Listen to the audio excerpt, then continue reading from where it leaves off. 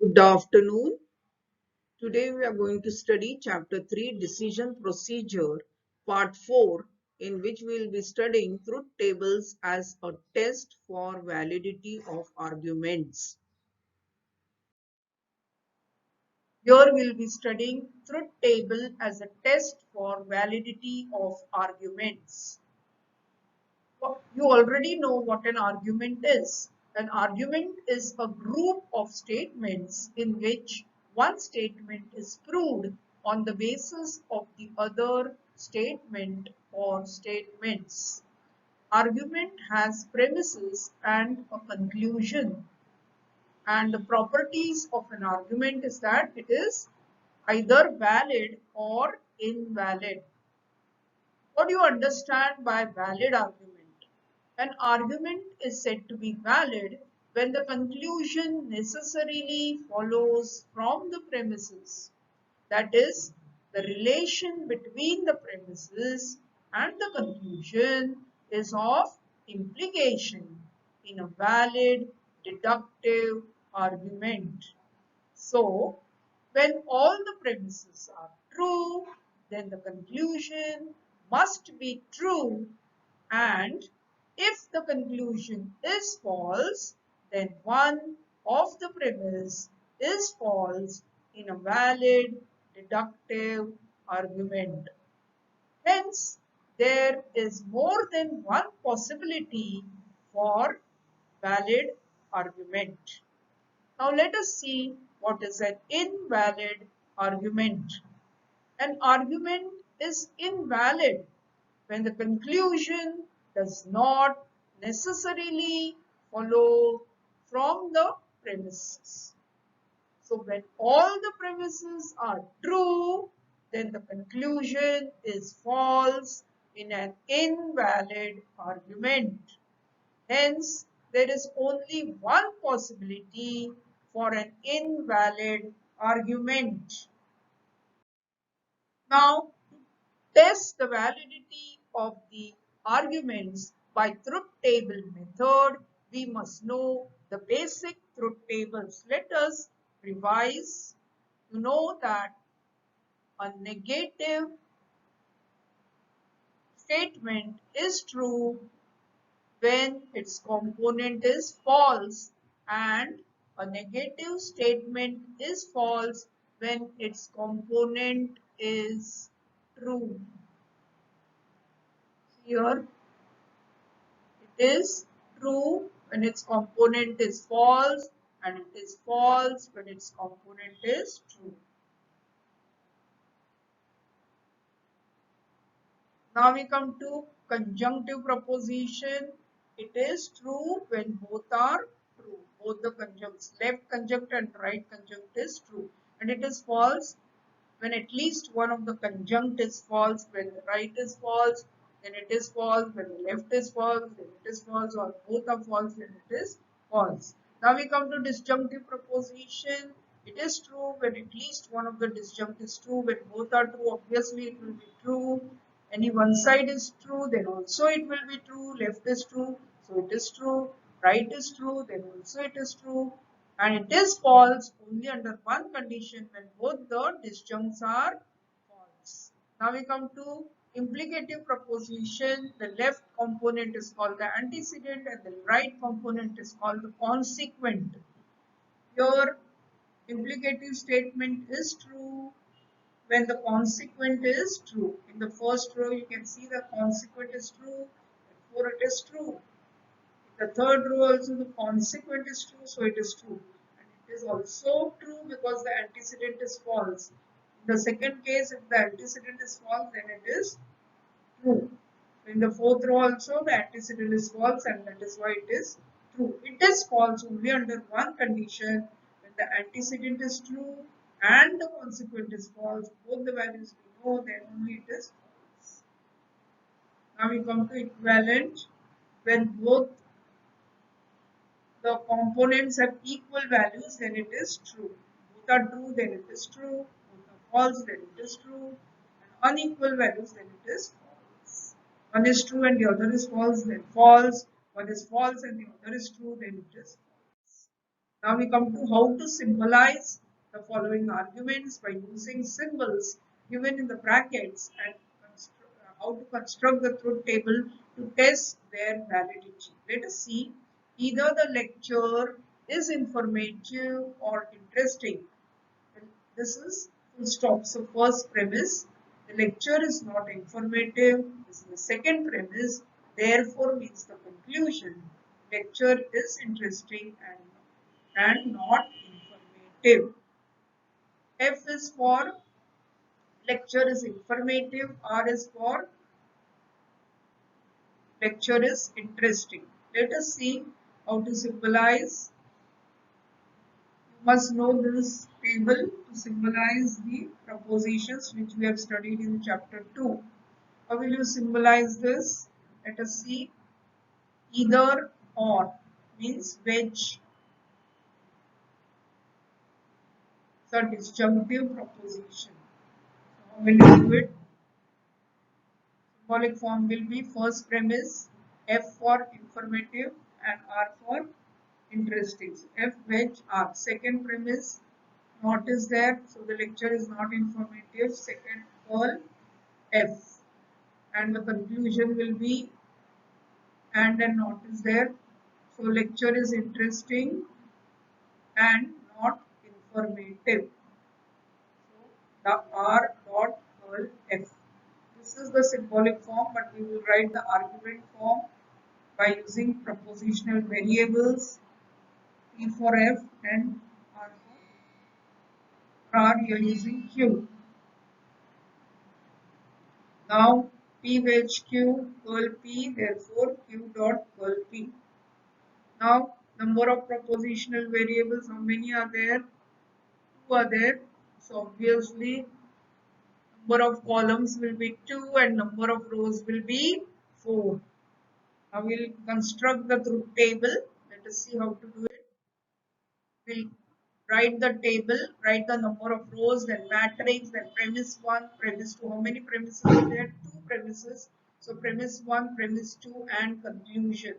In the matrix, we'll write the number of propositional variables given in the expression.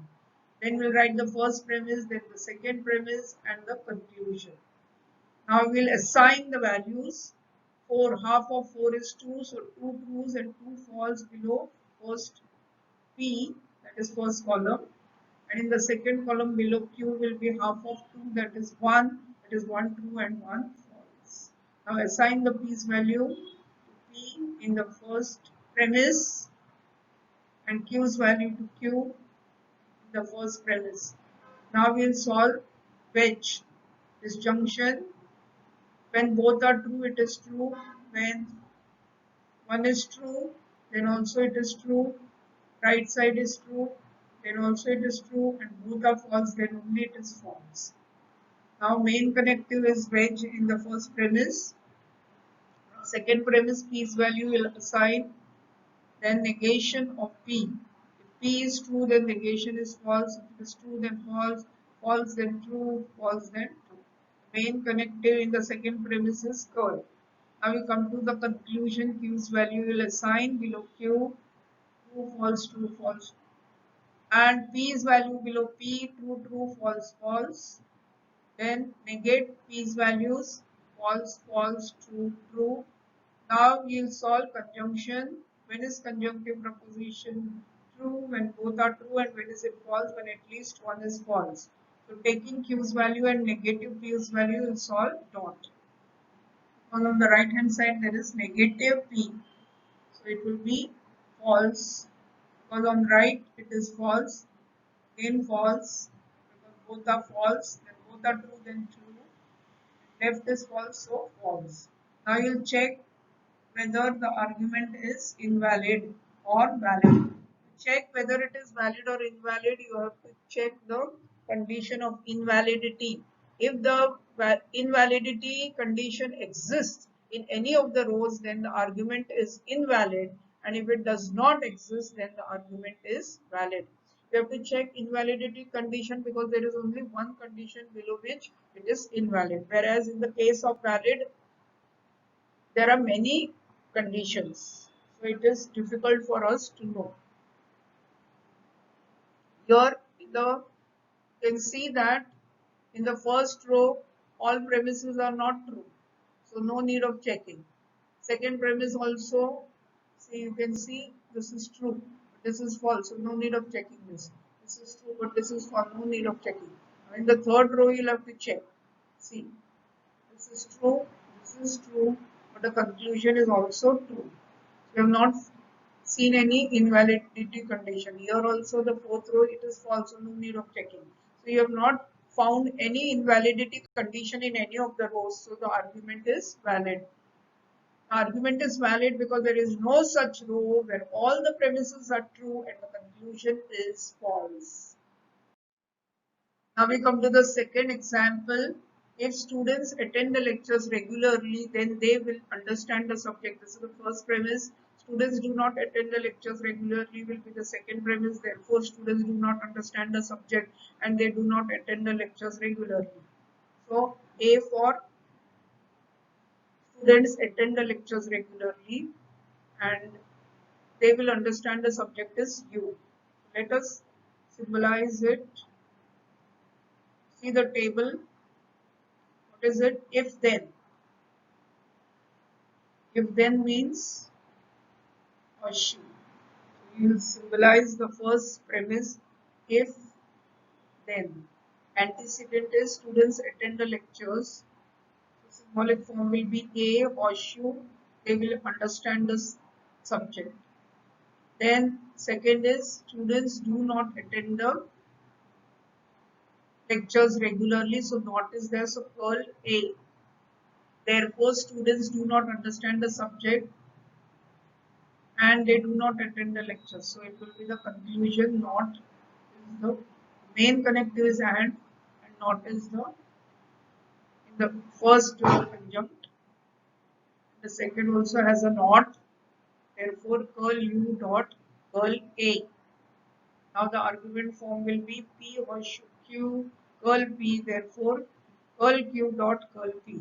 Now we will be writing the number of rows. Obviously, there are two positional variables, so number of rows will be 2 raised to 2, that is 2 into 2, that is equal to 4, and columns will be definitely 2. Now we'll how to consider. Now we'll write the table. The number of rows, matrix, premise 1, premise 2, and conclusion. Now write the combination of propositional variables in the matrix. Then write the first premise, the second premise, and the conclusion. Then assign the values to P and Q. In the first column, it will be half of 4, that is 2 trues and 2 false below P, and below Q in the second column it will be half of 2, that is 1 true and 1 false. Now in the first premise, write P's value below P, true, true, false, false. Write Q's value, true, false, true, false. Then assign the values of horseshoe. When is it true and when is it false? Both are true, then it is true. The antecedent is true and the consequent is false, then it is false. If the antecedent is false, then it is true. If both are false, then also it is true. The main connective is horseshoe in the first premise. Second premise, assign the value of P, true, true, false, false. Then negate it. If P is true, then its negation will be false. Okay, so we'll write here also. Then if P is false, then its negation is true. So we'll write here true, true. Now the main connective in the second premise is curl. Now we come to the third, that is the conclusion. Write P's, Q's value true, true, true, false, true, false. P's value true, true, false, false. Negate their values. Q's value is false, true, false, true. Negation of P will be false, false, true, true. Now we will be assigning the value to the conjunction.